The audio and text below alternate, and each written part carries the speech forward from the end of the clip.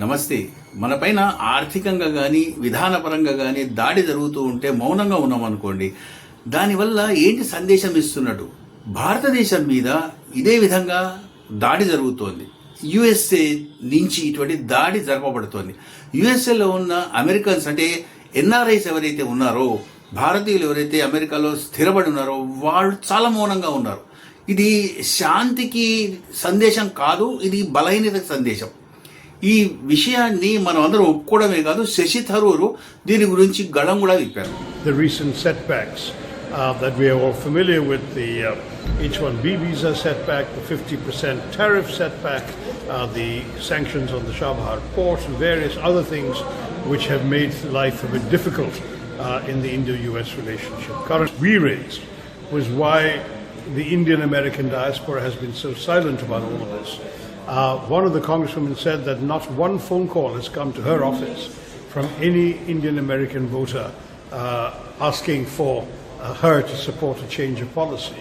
And this is something that is surprising, and that I think we all need to reach out to the Indian-American population saying, if you care about the relationship with your motherland, then you also have to fight for it, speak for it, and make more of an effort. Shashi Tharoor ఇటీవల ఇచ్చిన ఒక చిన్న ఇంటర్వ్యూలో ఆయన ఇదే మాట చెప్పారనమాట. భారతదేశం పట్ల, మాతృభూమి పట్ల మీ విధేయతని చెప్పుకోవడానికి ఇదే కరెక్ట్ అయిన సమయం, గొంతు విప్పండి, పోరాడండి అని చెప్పేసి ఆయన చెప్పారనమాట. ఎందుకు జరుగుతోంది దాడి, ఎట్లా జరుగుతోంది? ట్రంప్ విధానాలు ఏవైతే ఉన్నాయో అవి చాలా ఇబ్బంది పెడుతున్నాయి భారతదేశాన్ని. ఆయన H-1B వీసా కట్టుబాట్లు ఏవైతే ఉన్నాయో మొత్తం మార్చేసి ఆ ఫీజు విధానాన్ని అటు ఇటు మార్చడం, సరే పెంచాడు, తగ్గించాడు, కోర్టు ఏదో తీర్పిచ్చింది, రకరకాలుగా అయినా కానీ మొత్తానికైతే భారతదేశాన్ని ఇబ్బంది పెట్టడానికి మాత్రం కంకణం కట్టుకొని కూర్చున్నాడు ఆయన. అదొకటి. తర్వాత చాబహార్ పోర్ట్ ఏదైతే ఉందో దానికి సంబంధించిన విశేషాలు కానివ్వండి, తర్వాత సింకింగ్ షిప్ అని చెప్పేసి భారతదేశ ఆర్థిక విధానాన్ని అండం కానివ్వండి, ఇవన్నీ కాకుండా తర్వాత 50% టారిఫ్, ఇంకో టారిఫ్, మళ్ళీ ఇప్పుడు టారిఫ్ పెంచుతా అంటున్నాడు. ఏ మూల నుంచి భారతదేశాన్ని ఇబ్బంది పెట్టడానికి కారణం దొరుకుతుంది, ఎక్కడ దొరుకుతుందని చెప్తే దాన్ని వెంటనే అమలు చేయడానికి ఆయన ముందరికి వస్తున్నాడు, టక్కన దాన్ని అమలు చేయడానికి ట్రై చేస్తున్నాడు. ఈ విధంగా భారతదేశాన్ని ఆయన ఇబ్బంది పెట్టడానికి ఇన్ని రకాలుగా ఆలోచిస్తూ ఉంటే ఆయన భారతీయులు అక్కడ ఉండి మౌనంగా ఉండడం ఎంతవరకు న్యాయం? ఇదే చూడండి గాజాకి జరిగింది. గాజాకి జరిగితే మొత్తం గాజాకి సంబంధించినంత వరకు ప్రపంచ వ్యాప్తంగా ఉన్న ముస్లింలందరూ గళం విప్పారు. గాజాకి సపోర్ట్గా నిల్చుని దాన్ని సపోర్ట్ చేశారనమాట. వెంటనే అక్కడ దాడులు ఆపండి, ఇజ్రాయెల్ దాడులు కానివ్వండి, ఇజ్రాయెల్ని సపోర్ట్ చేస్తున్న అమెరికాని కానివ్వండి ఆపండి అని చెప్పేసి అక్కడ వాళ్ళు గళం విప్పడం జరిగింది. ఇంత సపోర్టు మనకి భారతదేశానికి సంబంధించిన ప్రజలు బయట ఎక్కడైతే డయాస్పోరా ఉందో వాళ్ళ నుంచి దొరకట్లేదు. ఎట్ ద సేమ్ టైం మనకు ప్రతిపక్షం నుంచి, భారతదేశంలో ఉన్న ప్రతిపక్షం నుంచి కూడా ఈ సపోర్ట్ దొరకడం లేదు. ఏదైతే వేరే దేశాలు భారతదేశాన్ని శత్రుపక్షంగా చూస్తున్న దేశాలు ఏవైతే మాట్లాడుతున్నాయో అదే గళాన్ని ఇక్కడున్న ప్రతిపక్షం కూడా వినిపిస్తోంది. ఇంత మాట్లాడిన తర్వాత ఏదో ఒక ఆ పర్టికులర్ దేశాలు ఏదైనా భారతదేశమే ఉంది, అమెరికా ఉంది. అమెరికా భారతదేశానికి ఆ కశ్మీర్కి ఒక బృందాన్ని పంపిస్తుంది. సర్జియో గోర్ లాంటి వాళ్ళు ఎవరన్నా దాన్ని హెడ్ చేస్తూ ఉంటారు అనమాట. వచ్చి కశ్మీర్లో అంతా తిరిగేసి భారతదేశానికి కశ్మీర్ ఎంతో ముఖ్యమైన ప్రాంతం అని చెప్పేసి ఒక స్టేట్మెంట్ ఇచ్చి వెళ్ళిపోతాడు. మనం అంతా ఆనందపడిపోతాము. మరునాటి నుంచి మళ్ళీ మామూలు ఏ రకంగా భారతదేశాన్ని కార్నర్ చేయాలా అని చెప్పేసి భారతదేశం రష్యాని సపోర్ట్ చేస్తోంది. రష్యాకి ఉక్రెయిన్కి మధ్యలో భీకర పోరాటం జరుగుతోంది. యుక్రెయిన్ ప్రెసిడెంట్ ఎవరైతే ఉన్నాడో జెలెన్స్కీ, అతను భారతదేశాన్ని సపోర్ట్ చేస్తున్నాడు. అంటే భారతదేశాన్ని అదొకటే కాకుండా సమిష్టిగా యూరోప్ అంతా కూడా భారతదేశపు బలాన్ని కోరుకుంటుందని చెప్పేసి ఆయన స్టేట్మెంట్ ఇవ్వడం కూడా జరిగింది.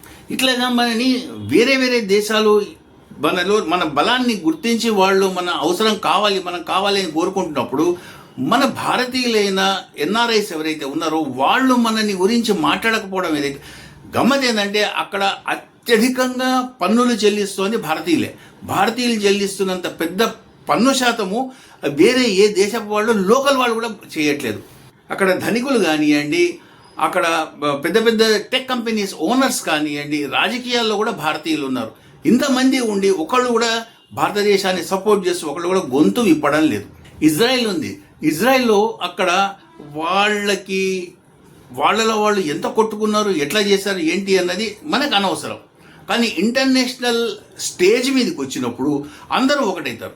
ఇజ్రాయెల్లోనే కాకుండా వేరే దేశాల్లో ఇజ్రాయేలీలు ఎవరున్నారో లేదా వాళ్ళ ప్రతిపక్షం ఏదుందో మొత్తం అంతా ఒక తాటి మీదకి వచ్చి గవర్నమెంట్ని సపోర్ట్ చేస్తారు. మనకి దురదృష్టవశాత్తు అటువంటి ప్రతిపక్షము లేదు, అటువంటి ప్రజలు లేరు. ఏ రకంగానా కానీ ఇప్పుడు మనము శశి థరూర్ ఏవైతే వ్యాఖ్య చేశాడో దాన్ని మనం సపోర్ట్ చేస్తూ వెంటనే భారతీయులందరూ కూడా, అంటే అమెరికాలో ఉన్న భారతీయులు అని చెప్పేసి శశి థరూర్ ఒక స్టేట్మెంట్ ఇచ్చాడు.